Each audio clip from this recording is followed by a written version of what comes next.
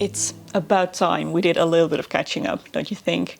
So I invite you, if you're so inclined, to grab yourself a cup of tea or coffee, hot chocolate, or a cold drink, whatever you want. Join me for a cup and we can chat. I'm gonna answer a bunch of questions that came in from viewers. Let's get started straight away. I am drinking white tea with peony leaves today. It's one of my favorites. Alrighty, this is a question that was asked several times. From another first-time mom, do you do your hobbies/housework while baby sleeps? Hubby has him. Playpen. You seem to get so much done. I would love to hear your routine. All of the above. Whenever and wherever I can. We are lucky in the way that baby has a pretty easy temperament. He is often content to play on his own for a little while or to just sit and watch me doing my thing. Especially with housework, I just tend to take him along, plop him down somewhere while I do the laundry or cook or stuff like that. And as for hobbies, you obviously see me do a lot of that on camera, but I have to kind of break the fourth wall here for a little bit. Obviously, me recording, doing my hobbies is my job. And as such, it gets a higher priority in my life than it normally would. So there are a bunch of off-screen hobbies that I have that I don't allocate nearly as much time to. Things like, Dungeons and Dragons, reading. Things I used to spend a lot more time on, but those have gotten bumped way to the bottom of the priority list. But yeah, whenever I get the chance, when baby is having a good nap, not on me, when my husband has a bit of time off work, or when baby is just playing quietly like he is right now, right here. That's when I have a few minutes here and there to do some things. That is also why you see me change outfits like 100 times in these videos, because they are filmed in 5 to 10 minute increments over the course of a week. And as for routine, every time I feel like we have a routine down, it changes, because baby just changes all the time. He goes through mental leaps, sleep regressions, developmental changes, and I'm sure everything will change completely once he becomes mobile and starts crawling around and then walking.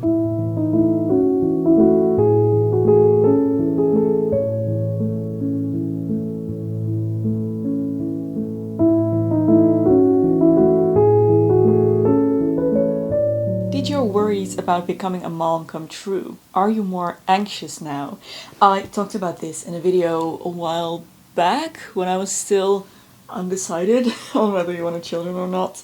I was really scared of having children because I was afraid what impact it would have on my mental health. And actually, through being pregnant, I realized just how much of my mental health struggles have to do with my cycle and my PMS. I always knew I had really bad PMS, but I didn't fully realize just how bad until I didn't have it for a full year. So honestly, with no periods, no PMS, and a fairly consistent exercise routine, my mental health has never been better. And I feel a lot less anxious than before I became a mother, which is definitely not what I had expected.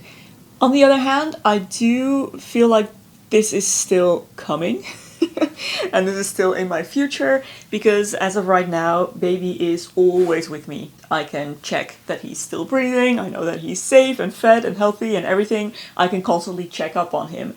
And there will come a time when he starts becoming a little bit more independent. And I do have to say, the newborn stage, I was so anxious throughout all of that, worried about pretty much everything. And yeah, it was pretty bad back then, but as soon as we got out of the newborn stage, it quieted down and I'm fine, honestly. You always seem bright and happy even when things must be hard. How do you do that? It's amazing.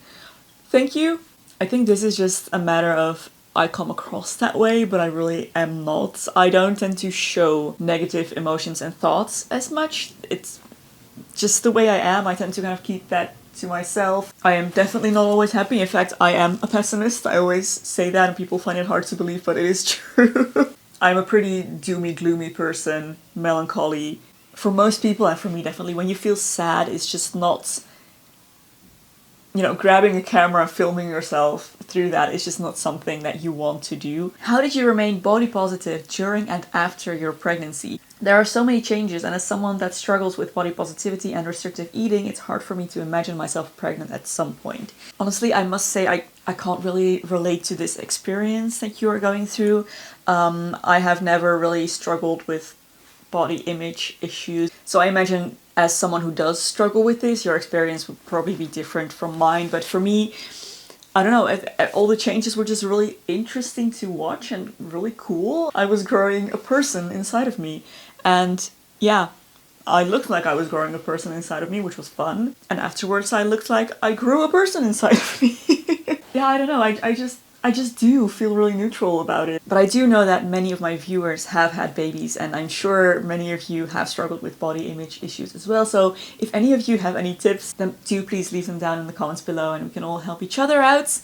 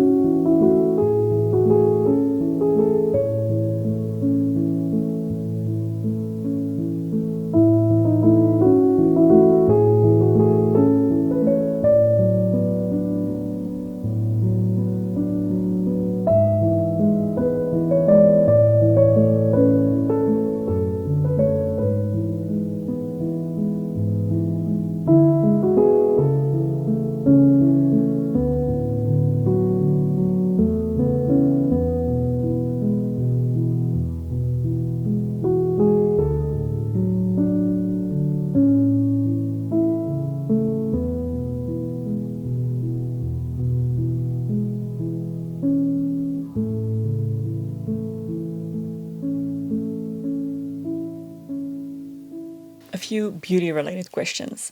What is your advice for when your bangs aren't cooperating and look flat and greasy even though you just washed them? I'm having bang problems and question if I should keep them or leave them. Well, for sure, if they give you more trouble than they bring you joy, get rid of them. Goes for everything pretty much. But my biggest tip for situations like that is use a hair styling mousse. Apply a generous amount to your bangs, blow dry over a round brush, and that should pretty much fix it. The styling mousse dries out the hair so that it doesn't look greasy anymore, but it also helps to hold your hair into the blow-dried shape for longer. That's always what I do when I need a complete reset. It also works on bangs that are actually greasy. Alternatively, you could make them wet, blow dry over a round brush, and then spray with hairspray. Works kind of the same, although I feel like the mousse gives slightly smoother, nicer results. How are you treating your postpartum hair? And how do you deal with gray hair if you have any? So my postpartum hair loss has already stopped. Oh my gosh, I am so happy. So it only lasted a few weeks in total, maybe 2-3 months, and it has already stopped. My hair has started falling out like normal again, and it is still nice and full. It's fuller than what I started out with, and I am overjoyed because I think my hair has looked so good since pregnancy. So I'm very, very happy that only, this much fell out. So now I can keep growing it out, see how long it will get. I haven't changed my regular hair care routine. I shared that in a video a while back. If you want to hear all the details, I just got lucky in that department, I guess. And as for gray hair, I do have a bunch of gray hair, and it is in there. Silver and proud, shining its way to the top of my hair every now and then. I love it, honestly. I really like my grey hair. I have always found grey hair very charming. I love when it is a streak in dark hair. I just think that's so beautiful. I got my first grey hairs during the pandemic and I haven't really noticed them increasing. So I think it may have just been stress related. They are definitely there. Some of them have grown out to the full length of my hair now, which is really cool. And yeah, they're kind of in the front, kind of in this area. And sometimes when they pop out onto the top of my hair, you can see them. But I love it and I can't wait to have more and have them be more visible. Have you continued with IPL laser? Curious about long-term results. So I stopped using IPL when I got pregnant. I haven't done it in over a year now, I'm fairly sure. I don't see any changes. I still have the same amount of hair that I did when I was using the IPL, which is barely any. which is incredible, and I honestly wasn't expecting this. I thought I would have to go back, to using it eventually, but my hair still hasn't come back. Very unexpected. It's amazing. I love it. I am honestly very glad that I did it, and I will pick it back up when I notice that my hair has started growing back, but it hasn't happened yet, and it's been over a year, so yeah, fantastic. Highly recommend if you have the type of hair and skin that works with, at home IPL. What is your favorite lipstick brand and color? That would be Lisa Eldridge Velvet Muse. Oh, it's stunning. I wanted to use it as my wedding lipstick, but then that kind of coincided with Brexit happening and she couldn't ship to continental Europe, and it was kind of weird. So I couldn't get my hands on it at the time, but I did get it afterwards, and oh, it is so beautiful. Are you still using seasonal coloring / Kibi / other style theories in your own style? Not really, but kind of. It's in the back of my mind. Not so much the Kibi stuff. I don't feel like I ever really got a grasp on that. I just don't understand it well enough to use it, and I still don't know what my type is, in general. But the whole color theory thing, it is in the back of my mind when I'm making new clothes or shopping for fabric or yarn. I do try to pick, winter colors or colors that would more likely work with my coloring, but it's also not super high priority. I mostly just still buy and make stuff that I like, and sometimes it ends up working and sometimes it doesn't, but I just get way too excited about clothing to really stop and consider all of those theories and what would be most flattering on me. It's too much fun.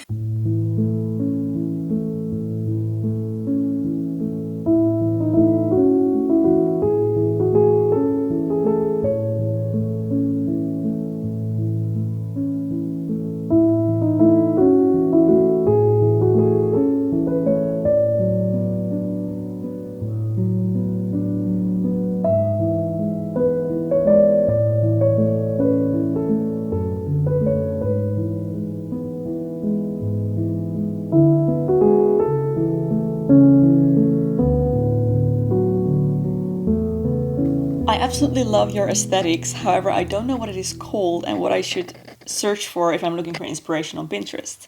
Your tailoring room is like my dream, but I also get that it wouldn't be too practical for the full house.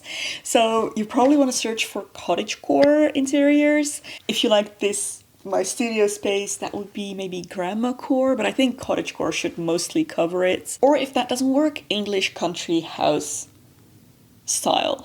And it's actually really practical because with this style, much of the decor that you use is actual usable stuff. For example, in the kitchen, you could decorate with your pots and pans and utensils and pot holders and things like that. Don't be afraid to go all out, which is always my philosophy with, if it's your own living space, do whatever makes you happy.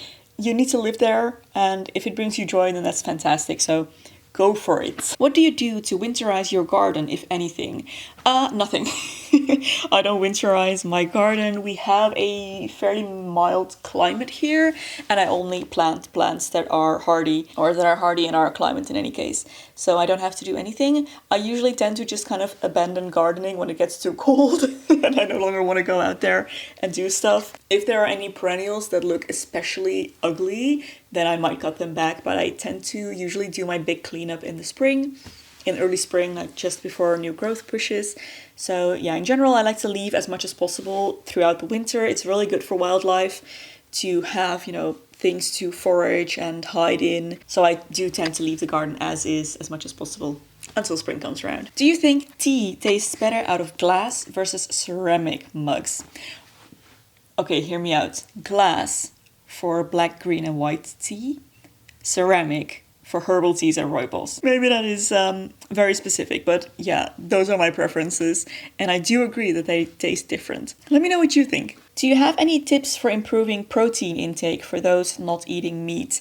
I rely heavily on legumes for my protein. Yeah, I'm fairly sure the majority of my protein intake is from legumes, including soy, so beans, peas, chickpeas, soy products, tofu, tempeh. I love beans. Lentils are my favorite food in the world. I just adore them. Beans make me really happy. They're tasty, they're inexpensive, they work with so many different dishes. And if I'm not mistaken, out of all the vegan foods, they are the ones with the highest protein content. So yeah, legumes are the way to go. And it's also good to just try and make sure there is a protein source present in every meal that you eat, or at least all of the main meals, so breakfast, lunch, and dinner. So I nearly always have nuts with my breakfast, for example. We have a little guy joining us for the last couple of questions. Let's see. What did you study and how does it inspire your life as a YouTuber? Oh, it's been a while since I answered that one. I studied Celtic languages and culture, or basically philology of medieval Ireland and Wales. So that means I studied Old Irish, Middle Welsh, and the literature coming from those places in the Middle Ages. It was fascinating. It was lots of fun. I don't use any of it in any part of my life, pretty much. Back when I was in uni, I did do videos inspired by my studies every now and then, especially around Halloween. What video from your younger years gives you the most cringe? All of them probably are cringy to some degree just because they are from when I was a teenager. Just anything that is more than 5 years old pretty much is probably going to be cringy to me to watch. But also I tend to look on my older videos with a lot of nostalgia and happiness. One of the cringiest phases I went through, and it was very brief, was when I was into the whole kind of Japanese subcultures thing. And I do think I made some videos related to that way back in the beginning of my YouTube career. How did you start sewing with a machine? I'm actually afraid of it and I can't overcome the feeling. Well, I'm afraid this is a matter of just practicing and getting used to it.